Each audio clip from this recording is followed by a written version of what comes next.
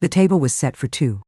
I had used our best china, the delicate hand-painted porcelain we had bought in Italy on our 25th anniversary.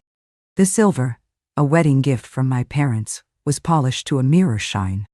A single, tall, beeswax candle flickered in the center of the table, its flame casting a soft golden glow on the small, perfect cake I had spent the entire afternoon baking, a lemon and lavender cake, his favorite.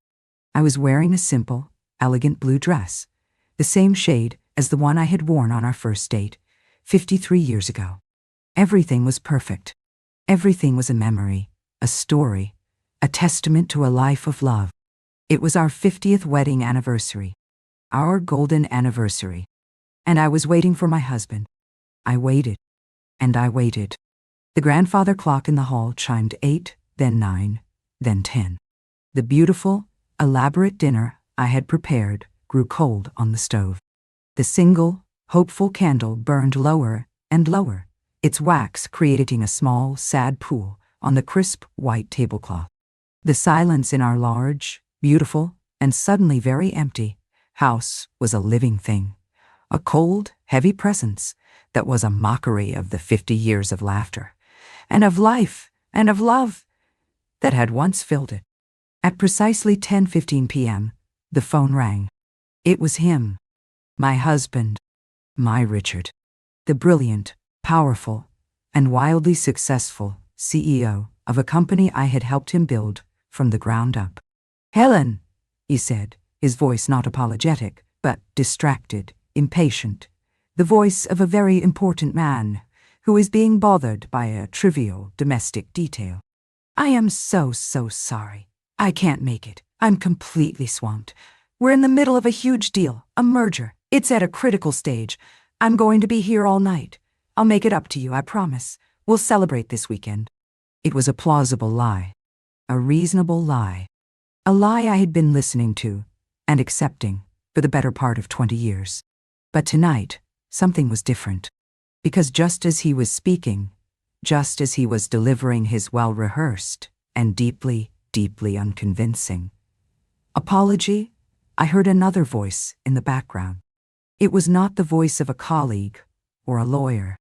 It was the voice of a woman, a young woman, and she was laughing, a low, throaty, and deeply, deeply intimate sound. And then I heard her speak.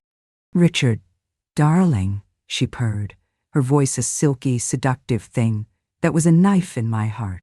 "Your champagne is getting warm." And then, the final and most damning sound of all. The unmistakable, celebratory, and utterly, utterly devastating ejaculation of a champagne cork. He was not in a boardroom. He was not in a meeting. He was at a party, a celebration, with her, his secretary, a beautiful, ambitious, and 30 years younger than me, woman named Tiffany. He was celebrating their huge deal with champagne and his mistress on the night of our 50th wedding anniversary.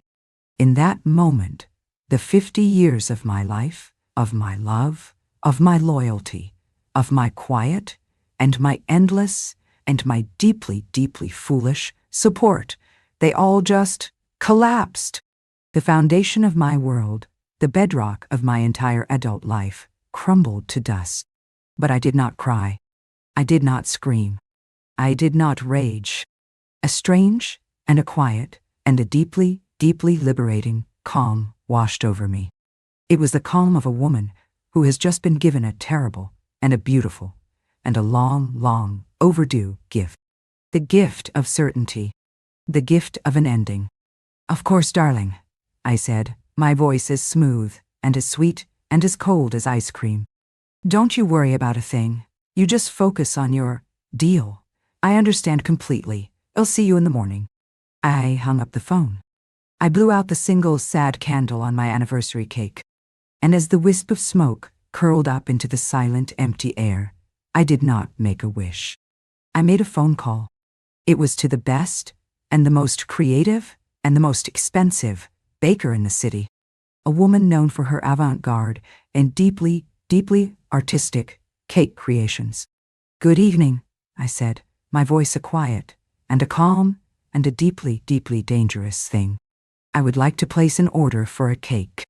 A rather large and a rather elaborate cake. It's for a celebration. A divorce celebration. And I need it delivered to the boardroom of my husband's company tomorrow afternoon at precisely 3 p.m. Hi everyone, I'm Grandma Helen. I'm 68 years old. And for my 50th wedding anniversary, my husband celebrated with his secretary while I ate a slice of my lonely, uneaten anniversary cake. But the cake I ordered for him the next day was not a celebration of our past. It was a declaration of my future. The secret I am sharing with you today is not that my husband was having an affair. I have known that for years. The secret is that he has no idea that I know. He has no idea that for the past 5 years, I have not been a quiet and a loving and a deeply, deeply naive wife. I have been a quiet and a patient and a deeply, deeply methodical private investigator. I have seen the secret credit card bills, the ones for the jewelry I never received, for the hotel rooms I never slept in, for the romantic candlelit dinners I was never invited to. I have smelled the scent of her cheap and her cloying and her deeply, deeply insulting perfume on his suits.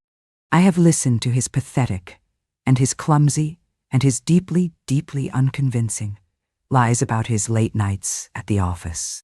And for 5 years, I have been gathering evidence. I have been meeting with a lawyer, the best and the sharpest and the most ruthless divorce lawyer in the state. I have been preparing for this day, the day he would finally and completely and unforgivably push me too far. The day he would give me the one thing I needed to finally and completely and irrevocably end our marriage. And tonight, with the sound of that champagne cork, he had given it to me. He thought he was the king of the world, a powerful CEO with a beautiful wife and a young, adoring mistress. He had no idea that he was just a foolish and an arrogant and a deeply, deeply replaceable old man who had just made the single greatest and most catastrophic mistake of his life. He thought he was a master of the universe. He had no idea that his quiet and his loving and his deeply, deeply underestimated wife was about to become the master of his. So please, get comfortable. This is a story about a man who forgot his anniversary and a wife who decided to give him a gift he would never, ever forget. A gift of a beautiful and a delicious and a deeply, deeply satisfying divorce cake with a side of a legal notice that would burn his entire and his beautiful and his deeply, deeply fraudulent world to the ground. Your support, your likes, and subscriptions to Voices of the Forgotten are the sweet and the righteous and the deeply, deeply satisfying taste of a justice that is about to be served. To understand why a man would forget his 50th wedding anniversary to celebrate a business deal with his secretary, you have to understand the 50 years I spent making sure he never had to remember anything but his own singular and deeply, deeply consuming ambition. You have to understand that I was not just his wife. I was the architect of his success, the ghost in his machine, the silent and the invisible, and the deeply, deeply underestimated partner who had built his kingdom for him and who was now about to burn it to the ground. Our story began as a partnership, a true partnership. We met in college, two bright, ambitious, and deeply, deeply in love young people who were going to take on the world together. He was the visionary, the brilliant engineering student with a mind that could see the future. I was the strategist, the quiet, and the sharp, and the deeply, deeply organized business student who could see the path to that future. We started the company together in our garage with a small loan from my father and a dream that was so big it was terrifying. It was an electronics company built on an invention of Richard's, a small and a revolutionary, and a deeply, deeply brilliant piece of technology that I knew, with an absolute and unwavering and a deeply, deeply prescient certainty, was going to change the world. And for the first 10 years, we were a team. We were partners. We were equals. We worked 18-hour days, fueled by cheap coffee and a shared and a beautiful and a deeply, deeply powerful ambition. He was the inventor, the genius, the face of the company. I was the engine, the strategist, the quiet, and the invisible, and the deeply, deeply essential force that made it all run. I wrote the business plans. I courted the investors.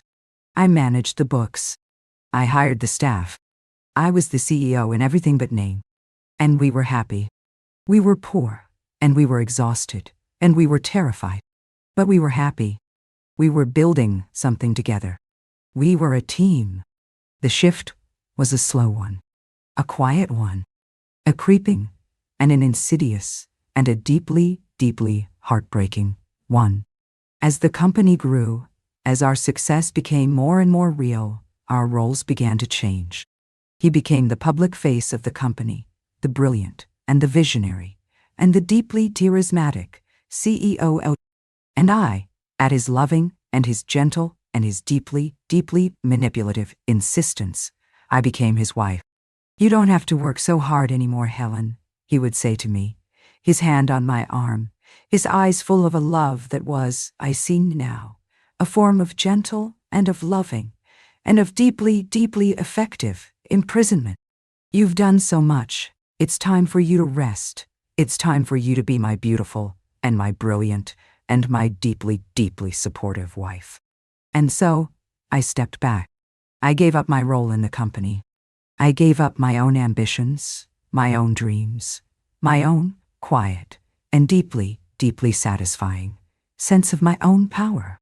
And I became the perfect corporate wife. I hosted the dinner parties. I entertained the clients. I managed our beautiful and our ever-expanding home.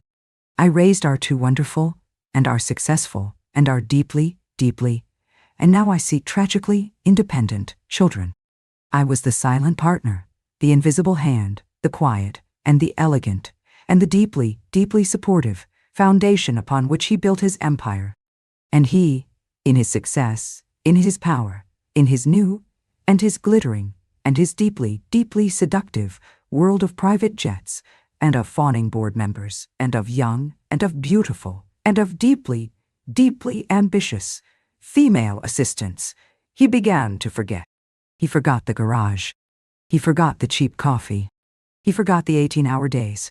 He forgot the woman who had been his partner, his equal, his co-conspirator in the beautiful and the terrifying and the deeply, deeply satisfying adventure of their shared life. He began to see me not as his partner, but as a part of his portfolio, a beautiful and a valuable and a deeply, deeply loyal asset, a thing he owned. The first sign of the real betrayal, the betrayal of the heart, came 5 years ago. It was our 45th wedding anniversary. I had planned a beautiful and an intimate and a deeply, deeply romantic dinner for two. He had called me from his office at 6 o'clock. "I'm so sorry, darling," he had said, his voice a low and a tired and a deeply, deeply familiar lie.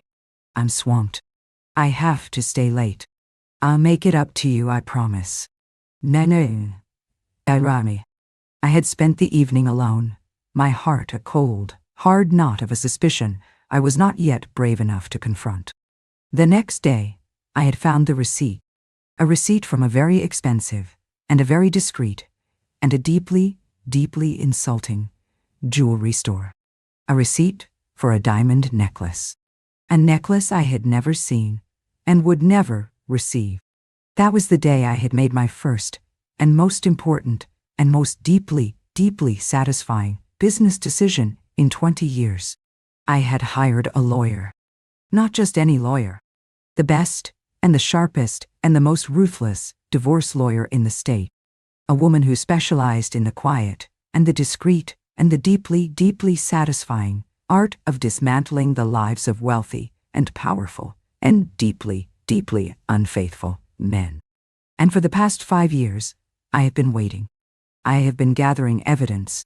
I have been watching him, my husband, my partner, my king, as he has moved through his beautiful and his successful and his deeply, deeply fraudulent life. I have been a quiet and a patient and a deeply, deeply underestimated spider, sitting in the center of a web of my own making, a web of his own lies and his own deceptions and his own, quiet, and his deeply, deeply satisfyingly inevitable self-destruction. And tonight, with the sound of a champagne cork, with the whisper of his mistress's voice, with the casual and the cruel and the deeply, deeply satisfying dismissal of 50 years of my life, he had finally walked into my web. The king was about to be checkmated by the quiet and the invisible and the deeply, deeply underestimated queen. My night was sleepless, but it was not a night of grief. It was a night of work, a night of quiet and of focused and of deeply, deeply satisfying labor. I sat at my husband's old, mahogany desk, the desk from which he had built his empire, and I, with a calm and a steady and a deeply, deeply righteous hand, began to dismantle it. I made 2 phone calls. The first was to my lawyer, a woman named Miss Evelyn Reed, a shark in a Chanel suit, a woman whose quiet and gentle and deeply, deeply deceptive demeanor masked a mind that was as sharp and as cold and as unforgiving as a shard of ice. Evelyn, I said, my voice a quiet and a calm and a deeply, deeply final thing. It's time. He did it. Our 50th anniversary. He's with his secretary, and there was champagne. There was a pause on the other end of the line, and then I heard Evelyn let out a low and a soft and a deeply, deeply appreciative whistle. "The fool," she whispered, her voice a symphony of pure and of professional and of deeply, deeply satisfying contempt. "The arrogant and the predictable and the deeply, deeply stupid fool. I'll have the papers drawn up by morning. They'll be delivered with the cake." "Nice." "The cake?" she asked, a note of amusement in her voice. "The cake," I confirmed. A celebration cake for his new partnership. My second call was to the baker, a woman known only as Antoinette, a culinary artist who had built a legendary and a deeply, deeply exclusive business on her ability to create cakes that were not just desserts, but statements, works of art, and, on occasion, weapons. "Antoinette," I said, "it is Helen. I need a cake, a divorce cake. It needs to be a masterpiece." I described my vision to her in quiet and in precise and in deeply, deeply satisfying detail. It was to be a 3-tiered cake, a monument to a 50-year marriage. But it was to be a monument in ruins. The bottom tier, I explained, was to be a perfect and a beautiful and a deeply, deeply nostalgic replica of our original wedding cake. A classic white almond cake with a delicate and a lacy and a deeply, deeply intricate pattern of royal icing. The middle tier was to be a dark and a bitter and a deeply, deeply symbolic chocolate fudge cake, and it was to be cracked, shattered, as if by a great and a terrible and a deeply, deeply personal earthquake. And the top tier, the piece de resistance, was to be a blood-red velvet cake. And on top of that cake, instead of a happy and a smiling and a deeply, deeply fraudulent bride and groom, there were to be 2 small and exquisitely detailed and deeply, deeply unflattering marzipan figures. One was to be of my husband, Richard, a portly and a balding and a deeply, deeply, deeply pathetic little king, his face a mask of smug and of self-satisfied and of deeply, deeply oblivious greed. And the other was to be of his secretary, Tiffany, a young and a beautiful and a deeply, deeply predatory little queen, her hand on his wallet, her eyes on his crown, and around the base of the cake, in a beautiful and an elegant and a deeply, deeply damning script of black icing, were to be the words, "Happy anniversary, darling, and goodbye." Antoinette was silent for a long, long moment after I had finished, and then I heard her let out a low and a throaty and a deeply, deeply appreciative laugh. "Helen," she said, her voice full of a pure and an artistic and a deeply, deeply satisfying admiration. "It will be my masterpiece." The next day, I waited. I did not go to my son's house for our usual, and now deeply, deeply ironic, Sunday brunch. I sat in my own quiet and peaceful, and deeply, deeply satisfyingly silent home. I read a book. I listened to music. I was a woman who was not grieving a death, but celebrating a birth. The birth of my own, new, and deeply, deeply satisfying life. At precisely 3:05 p.m., my phone rang. It was my son, David. His voice was a high, and a thin, and a deeply, deeply satisfying squeak of pure, and of unadulterated, and of deeply, deeply gratifying panic. "Mom," he whispered, "what have you done?" I could hear the chaos in the background. The sound of raised voices, of slammed doors, of a woman, my daughter-in-law, weeping in loud, and in hysterical, and in deeply, deeply satisfying sobs. "I have no idea what you're talking about, darling," I said, my voice a mask of calm, and of gentle, and of deeply, deeply convincing innocence. "The cake, Mom," he shrieked. "The cake! It's a monster! It's a work of art. It's the most terrifying, and the most beautiful, and the most deeply, deeply passive-aggressive thing I've ever seen in my life." And it came with a man in a suit, with a letter, from a lawyer, a divorce lawyer. Men Chang. I let the silence hang in the air for a long, and a pregnant, and a deeply, deeply satisfying moment.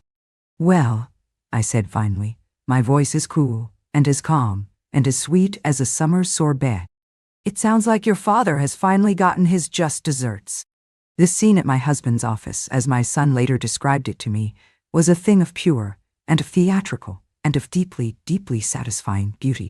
The cake had arrived, as instructed, at precisely 3 p.m. It had been delivered not by a simple courier, but by two large and imposing men in black suits, who had carried it into the boardroom as if it were a priceless and a deeply, deeply dangerous work of art. My husband, Richard, and his mistress, Tiffany, had been in the middle of a meeting with the company's board of directors. A meeting, I later learned, in which he was announcing his intention to promote Tiffany to the position of vice president of marketing. The cake was placed in the center of the long mahogany boardroom table. And then, one of the men in the black suits, a man who was, in fact, a senior partner from my lawyer's firm, had cleared his throat, and he had presented my husband with a single, and a crisp, and a deeply, deeply satisfying envelope. Richard had opened the envelope. He had read the letter. And his face, my son told me, had gone from a ruddy, and a triumphant, and a deeply, deeply self-satisfied shade of pink, to a pale, and a sickly, and a deeply, deeply satisfying shade of gray. And then he had looked at the cake. He had seen the perfect, and the nostalgic, and the deeply, deeply accusatory replica of our wedding cake. He had seen the shattered, and the bitter, and the deeply, deeply symbolic chocolate tear. And he had seen the two, small and exquisitely detailed, and deeply, deeply unflattering, marzipan figures of himself and of his mistress, standing on a sea of blood-red velvet. And Tiffany, my son said, she had seen it too. And she had let out a small, and a choked, and a deeply, deeply satisfying little gasp. The board of directors, a group of old, and of powerful, and of deeply, deeply conservative men, had all stared at the cake, at the letter, at the two small and deeply, deeply incriminating marzipan figures. And in the silence of that boardroom, in the middle of that celebration of a new and a bright and a deeply, deeply inappropriate corporate future, the entire, and the beautiful, and the deeply, deeply fraudulent edifice of my husband's life, of his career, of his reputation, had begun to crumble. The first shot in the war had been fired, and it had not been a whisper. It had been a three-tiered, and a blood-velvet, and a deeply, deeply satisfying declaration of war. And I, the quiet, and the invisible, and the deeply, deeply underestimated queen, had just taken his king. And the game was, finally, and completely, and deeply, deeply, deeply satisfyingly, mine to win. The war was not a long one. It was a quiet, and a brutal, and a deeply, deeply satisfying legal blitzkrieg.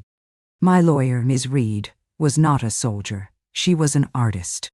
And the canvas she painted with the evidence I had so meticulously and so lovingly gathered was a masterpiece of corporate and of personal annihilation. The board of directors, faced with the irrefutable and the deeply, deeply embarrassing evidence of their CEO's infidelity and his breathtakingly poor judgment, had no choice. Richard was not just fired. He was disgraced. He was forced to resign, his golden parachute ripped to shreds by a morals clause in his contract that I, in my role as the quiet and the invisible and the deeply, deeply prescient corporate wife, had insisted upon 20 years ago. A clause he had laughed at the time. He was not laughing now. Tiffany, the ambitious and the beautiful and the deeply, deeply stupid little queen, was also fired. Her promotion, her career, her dreams of a life of luxury built on the ruins of my own, they all vanished in a puff of blood-red velvet cake and of legal, and of deeply, deeply satisfying smoke. The divorce was not a negotiation. It was a surrender. Richard, faced with a mountain of evidence of his infidelity, his lies, his financial deceptions, had no choice but to accept my terms. And my terms were simple. I wanted everything. I wanted the house, the beautiful, and the quiet, and the deeply, deeply satisfying house that I had made a home. I wanted the art collection, the collection that we had built together, piece by precious, and by beautiful, and by deeply, deeply meaningful piece. I wanted the stocks, the bonds, the retirement accounts, the assets of a lifetime of shared work, and of my own quiet and my deeply, deeply unacknowledged genius. And I got it. I got it all. He was left with nothing but his expensive suits, his mistress, and the quiet, and the dawning, and the deeply, deeply satisfying horror of his own epic, and his deeply, deeply. My son David came to see me a week after the divorce was finalized. He stood in the doorway of my living room, the living room that was now, finally and completely, mine. He was a changed man.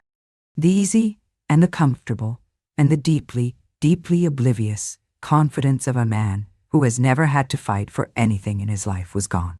And in its place was a quiet and a humbled and a deeply, deeply satisfying kind of sorrow.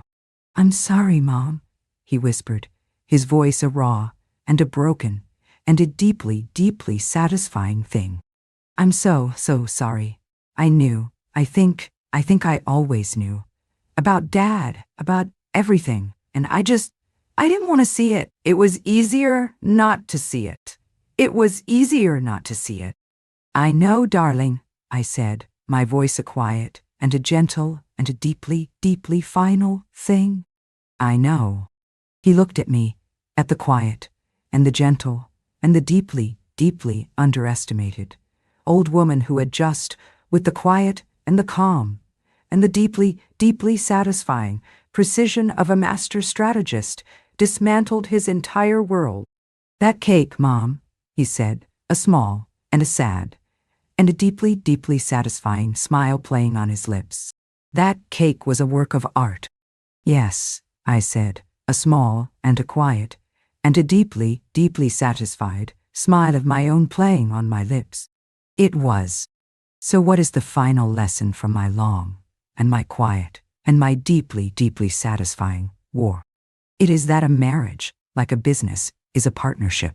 And when one partner, in their arrogance, in their greed, in their profound and their deeply, deeply satisfying stupidity, forgets that, they are not just breaking a heart. They are breaking a contract. And there are always consequences.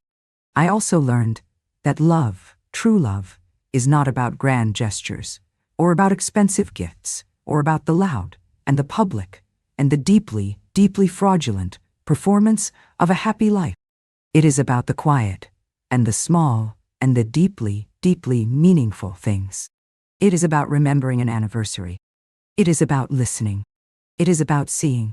It is about being a partner, an equal, a co-conspirator in the beautiful and the messy and the deeply, deeply satisfying business of a shared life. Well, my life is quiet now. It is a life of my own making. I live in my beautiful, and my peaceful, and my deeply, deeply satisfying home, surrounded by my books, and my art, and the quiet, and the gentle, and the deeply, deeply satisfying ghosts of a life well lived. My children and my grandchildren, they visit. We are rebuilding. We are learning to talk to each other again, to listen to each other again, to see each other again. It is a slow and a difficult and a deeply, deeply satisfying process. And the cake? The cake, my beautiful and my terrible and my deeply, deeply satisfying divorce cake. It has become a legend. A quiet and an urban and a deeply, deeply satisfying legend.